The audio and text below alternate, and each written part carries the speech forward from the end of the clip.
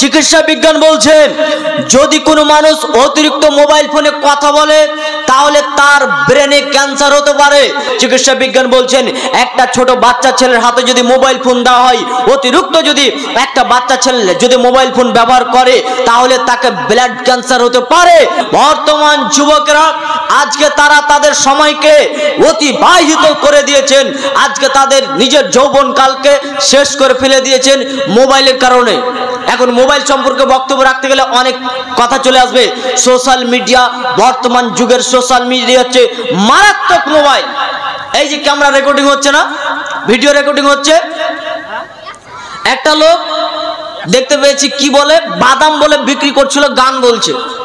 আরে এইভাবে শুধুমাত্র রেকর্ডিং করেছে বাদামালার, যে রেকর্ডিং করেছে হয়তোবা ডালি কোদাল নিয়ে প্রতিদিন হয়তোবা মাঠে কাজ করে, আর যার রেকর্ডিং করেছে বড় লোক করে ছেড়ে দিলে। এর নাম হচ্ছে সোশ্যাল মিডিয়া, ব্যতিক্রম প্ল্যাটফর্ম, ব্যতিক্রম। এই কে একটা লোক টাকা চুরি করতে গিয়ে ধরা পড়েছে, বাংলাদেশের একটা কি দেখতে পাচ্ছিলাম, কথা ভালো করে বলতে পারছে না, তো 500 টাকা চুরি করতে গিয়ে ধরা পড়েছে, একজনের লোক করে রেকর্ডিং করে নিয়েছে।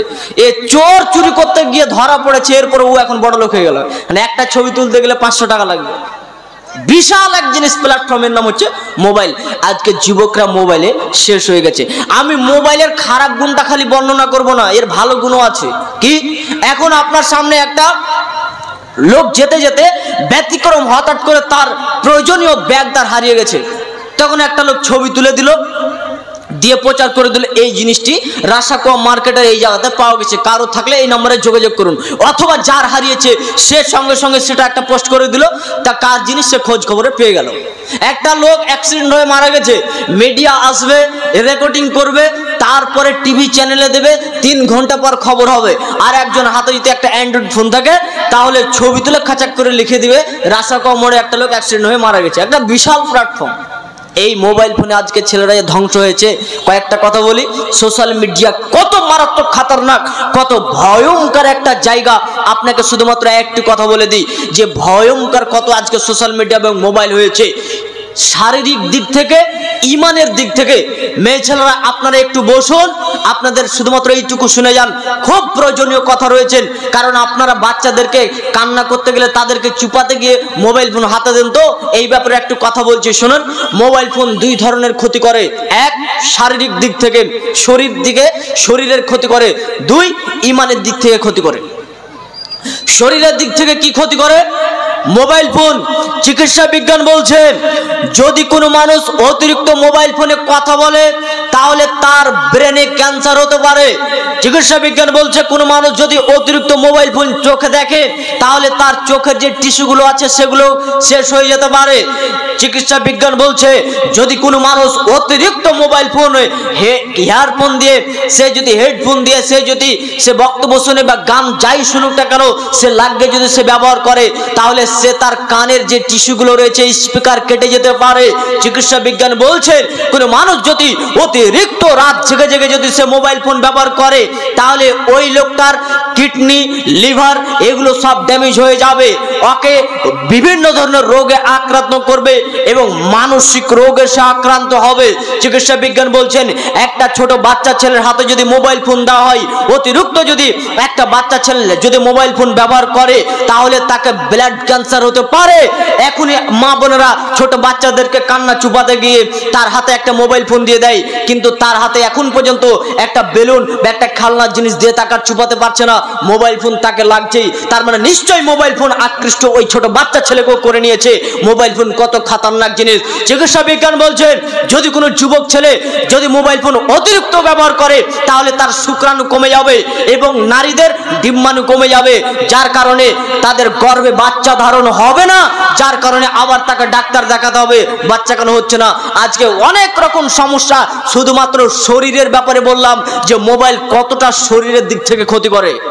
2, মোবাইল ফোন ইমানের ক্ষতি করে। ইমানের দিক থেকে আপনার একটি গান আপনি দেখছেন মোবাইলে গান দেখতে দেখতে আপনাকে খুব গানটা ভালো লাগলো, তখন আপনি গানটা সঙ্গে সঙ্গে শেয়ার করে দিলেন, আপনার ফেসবুকে 5000 জন ফ্রেন্ড রয়েছে, এই 5000 জন ফ্রেন্ডের কাছে আপনার এই শেয়ার করা গানটি চলে গেল।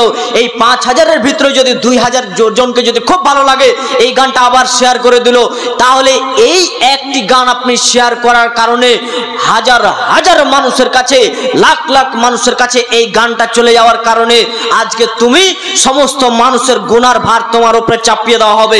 ইন্নাল্লাযিনা ইউহিব্বুনা আন তাশিআল ফাহিশাতু ফিল্লাযিনা আমানু লাহুম আযাবুন আলিম ফিদ দুনিয়া ওয়াল আখিরাত ওয়াল্লাহু ইয়ালামু ওয়া আনতুম লা তা'লামুন।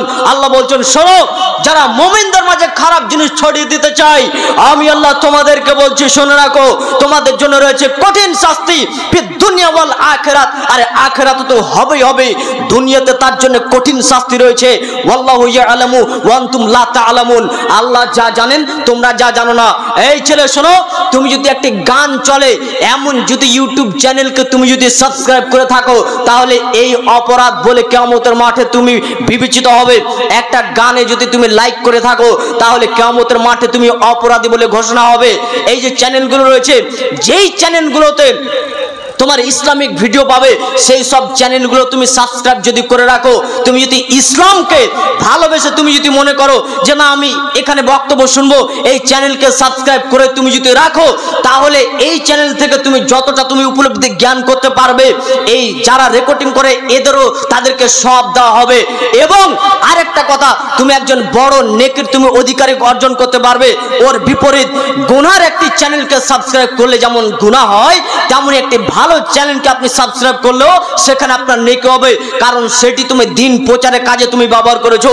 মোবাইল ফোনটি যদি তোমার ফেসবুকেই যদি তোমার সারাটা দিন পার হয়ে যায়, মোবাইল ফোনে তোমার যদি মোবাইল ফোন ফেসবুকেই যদি তোমার পার হয়ে যায়, তাহলে তুমি একটা কাজ করো, তোমাকে শয়তান যেন আকৃষ্ট করতে না করো, ভালো কাজ করতে শুরু করো। বক্তব্য দিতে পারছো না, তাহলে ভালো ভালো ইসলামিক যেগুলো ভিডিও রয়েছেন সেগুলোকে তোমরা শেয়ার করে দিবে, তাহলে অন্তত তোমার দাওয়াতের কাজ হয়ে যাবে। তোমাকে যদি শয়তান এই জায়গাতে যদি আকৃষ্ট করে দেয় যে না না না না না তোকে ভিডিও দেখতে হবে না, ইসলামিক বক্তব্য শুনতে হবে না, তুই গান শুন, তাহলে এখানে তোমাকে শয়তান আবার তোমাকে ঘিরে ফেলবে। অতএব তুমি তোমার সময়টা যদি মোবাইলের ভিতরে ফেসবুকের ভিতরে যদি পার হয়ে যায় ইসলামিক ভিডিও দেখে, এবং সেই ভিডিওগুলোকে তুমি শেয়ার করে দেবে, তাহলে শয়তান তোমাকে আর পেরে উঠতে পারবে না। অতএব আল্লাহ বলছেন, দেখো, যারা ইমানদারদের ভিতরে যারা খারাপ জিনিস ছড়িয়ে দিতে চায়, তাদের জন্য আমি রেখেছি কঠিন শাস্তি ফিদ দুনিয়া ওয়াল আখিরাত। আর আখিরাতে তো তার জন্য আযাব হবেই হবে, দুনিয়াতে তার জন্য কঠিন শাস্তি তাদের জন্য রয়েছে। আল্লাহ বলছেন, ওয়ালা তুলকু বিআইদিকুম ইলা তাহলুকা, তোমরা নিজেকে নিজেকে ধ্বংসের দিকে নিক্ষেপ করে দিও না। আমি আপনাকে বলতে চাচ্ছিলাম, আপনার একটি পোস্টের কারণে আপনার জন্য জাহান্নাম ওয়াজিব হয়ে যেতে পারে। এই যুবক শোনো, তুমি একটা এখন গানকে শেয়ার করে রেখেছো, এখন এই গানটি এখন তোমার শেয়ার হয়ে রয়েছে, মানুষ লাখ লাখ কোটি কোটি মানুষ এই গানটা এখন দেখতে রয়েছে।